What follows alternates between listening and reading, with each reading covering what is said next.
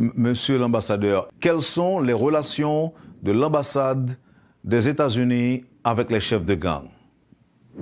Non, c'est limité. De temps en temps, il y a des contacts des gangs et pour nous, c'est de contrôler la sécurité dans la région de l'ambassade. C'est limité à ça.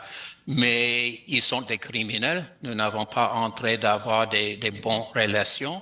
Mais si c'est une question de voir la sécurité de l'ambassade et mon personnel, de temps en temps, il y a ces échanges. Qu'est-ce que vous leur demandez dans ces échanges-là? Non, par exemple, c'est de voir est-ce que, bon, il y a des actions dans notre région et même dans les derniers jours, l'ambassade et les bâtiments de l'ambassade étaient touchés par les balles, les voitures de l'ambassade étaient touchées par les balles. Alors de voir est-ce que c'est vraiment une attaque contre l'ambassade ou c'est à cause de conflits dans la région. Alors c'est de confirmer les intentions des gangs, mais c'est limité à ça. Nous n'avons pas entré d'être le point de contact avec les gangs. Très bien. Monsieur l'ambassadeur, est-ce que quand les chefs de gang doivent recevoir des journalistes américains, est-ce que vous les appelez pour leur pour leur demander un cessez-le-feu? Pour moi, bon, nous n'avons pas contrôle de la presse américaine. Depuis longtemps, j'étais préoccupé de voir ces journalistes qui veulent parler avec les membres de gang, les leaders de gang, parce que je pense que ça donne un certain privilège à eux qui n'est pas mérité.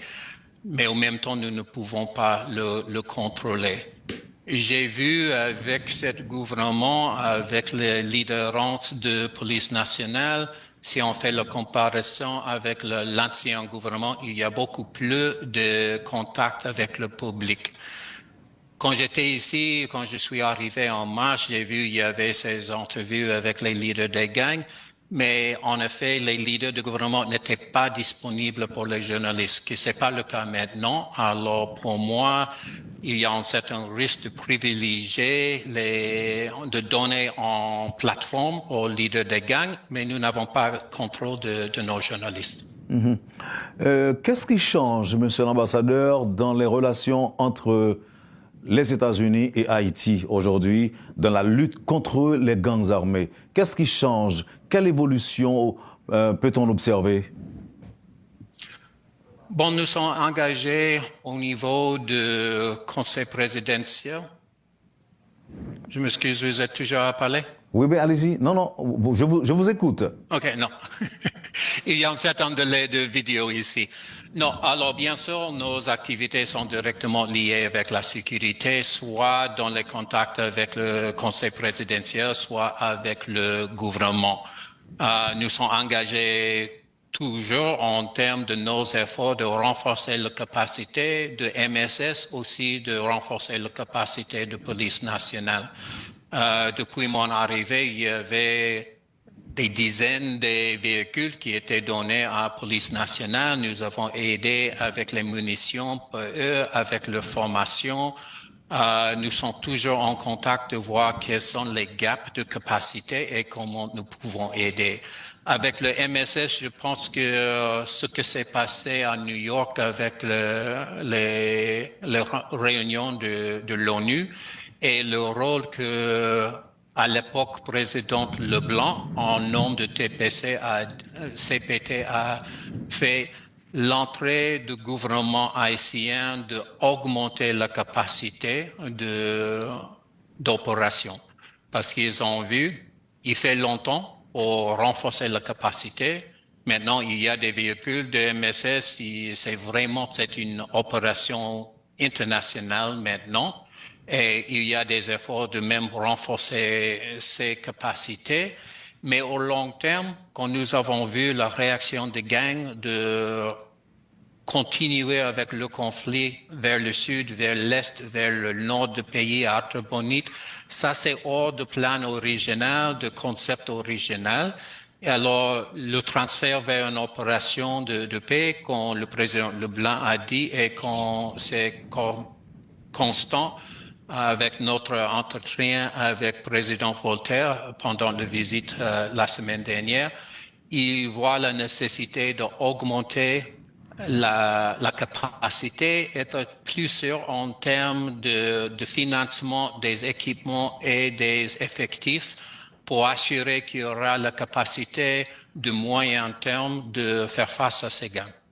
Monsieur l'ambassadeur, est-ce que vous pensez que le gouvernement haïtien devrait négocier une trêve de paix avec les gangs et envisager de les accueillir comme agents de changement en son sein? Est-ce que vous pensez que c'est une possibilité? Non, en termes de négocier, non. Il y a plusieurs opérations, il y a plusieurs exemples qui, éventuellement, on a trouvé une solution, mais c'est le fin du processus. Et chaque fois que les gangs a suggéré en cessez-feu, c'est toujours pour protéger l'opposition, pour les aider de continuer avec leurs actes criminels. Ils n'ont pas montré l'idée, l'intention de retourner, d'être les citoyens communs. Et avec tous mes contacts avec les Haïtiens, soit de société civile, membres de mon staff, je vois qu'il n'y a pas des Haïtiens qui acceptent l'idée de accepter, ou bien sûr, les leaders des gangs. Il y a bien sûr la question des enfants qui sont membres de gangs. Est-ce qu'on peut avoir un système de DDA? Il y avait des efforts dans le passé. Je sais que sans cette big win, ces premières actions pour faire les gangs dans une certaine situation d'insécurité eux-mêmes, c'est pas le moment pour ce genre de négociation, parce que vraiment, si on donne le temps, ça donne le temps pour les gangs de réorganiser, de trouver des nouvelles munitions et ainsi. En interdisant aux pays membres de vendre des armes à Haïti, la résolution de l'ONU écarte donc toute possibilité pour qu'un simple citoyen haïtien possède des armes, ne serait-ce que pour se défendre contre les attaques des gangs, à l'exception des forces de l'ordre. Comment est-ce que cela va changer le trafic d'armes qui sort des États-Unis et de la République dominicaine, monsieur l'ambassadeur? Je sais du côté américain, vous avez déjà vu, il y avait des arrestations, il y avait des gens engagés dans le transfert des armes qui maintenant sont en prison. Il y avait une bonne collaboration avec le ministère de Justice. Récemment, ils ont donné certaines armes qui étaient prises par les autorités haïtiennes qui peuvent utiliser aux États-Unis pour prendre un autre trafiquant des armes. Nous savons qu'il y a aussi des autres sources des armes. C'est pas seulement les États-Unis. Il y a plusieurs pays dans la région où les criminels peuvent acheter des armes. Le contrôle, c'est l'un aspect de MSS avec l'arrivée des pays de Caraïbes et d'augmenter un peu l'aspect maritime. Même avec les États-Unis, il y a des petits bateaux qui nous sommes en train de donner à garde-côte haïtien pour contrôler mieux. Nous voyons qu'il y a ce risque avec la frontière de République dominicaine. Nous faisons avec plusieurs autres membres de la communauté internationale des efforts d'aider les relations entre les deux pays parce que la situation maintenant, c'est difficile.